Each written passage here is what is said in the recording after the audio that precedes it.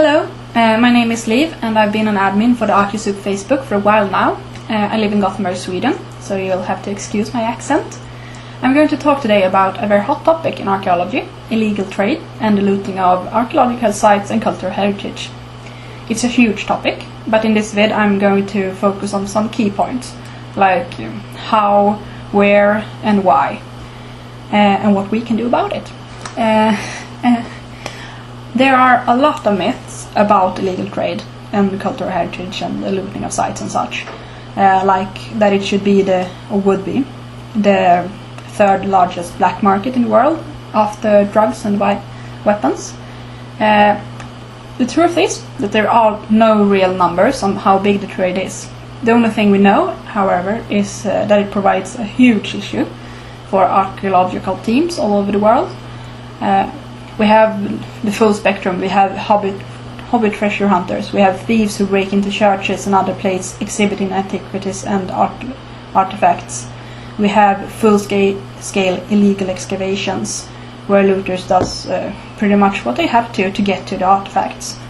There are research being done about the trade. I've been in contact with a project called Trafficking Culture, who are based at the University in Glasgow, who try to provide an evidence-based picture of the contemporary global trade in looted cultural objects. I will provide a link for you in the descriptions. And since it is such a big grey area in how big the trade is, I won't dwell on it. I will instead try to tell you why it is a problem for archaeologists and everybody else that it is happening. For an archaeologist, the artifact only tells us so much. They aren't really what we are after when we do an excavation. We want the context of the site, we want its history, we want to know and be able to determine how and why things are there and what people were doing there. Let's say we have an urn. Just the urn won't tell us that much. But if we have its context, how it was positioned, where it was positioned, was it in a grave, was it in a house, was there anything around it that can tell us its use or if it had any special meaning to anybody, that's when we get excited, that's when it gets interesting. So excavating a site and then to discover that someone else already have been there, they have taken parts of it away, they have destroyed the context around those missing parts, and they have not documented anything of it. That makes us sad archaeologists. The reason behind looting and illegal trade and these kind of things, they differ, but we have seen an increase in reports from war zones like Syria, Egypt and Iraq. War seldom triggers the start of looting in an area, but it sure seem to make it worse. In February last year, Washington Post reported that 12 out of 36 museums in Syria had been looted. In September the same year, the Art newspaper reported about Egyptians trying to raise awareness about the problem of looting in their country through Twitter. Looting of museums and archaeological sites have been reported since forever in Egypt, but since the revolution it has gotten so much worse. The issue has spread from the archaeological and cultural heritage professionals out to the awareness of the general public. But even in calmer waters, the problems of illicit trade with antiquities and archaeological objects are an issue. Sweden's archaeological square have been buzzing for the last month, ever since the Swedish version of the Antiquities Roadshow aired an episode where they prized a brooch that the owner thought was around 1,000 years old, and I think it probably was.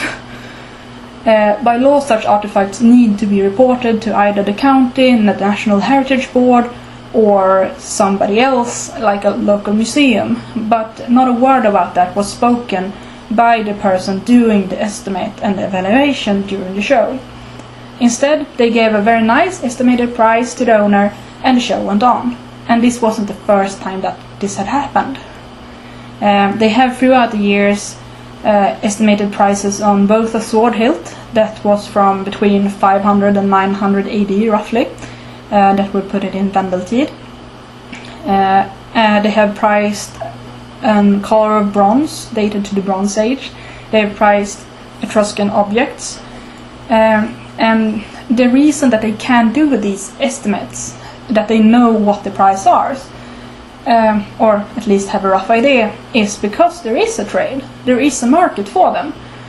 And whether this is legal or not, I won't dwell into because it's very complicated. But we can see this market problem also in areas like Central and South America. We see it in Asia, and of course we see it in places like Egypt. And then it's closely linked to the tourist industry. People sell antiquities to tourists, and the tourists may or may not be aware of the local heritage laws. And this is where you guys come in.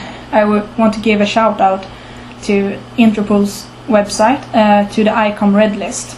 The Red Lists are produced by the International Council of Museums, for short ICOM.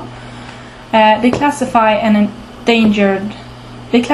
the endangered categories of archaeological artifacts and works of art in the most vulnerable areas of the world, and that is to prevent them from being sold or illegally exported.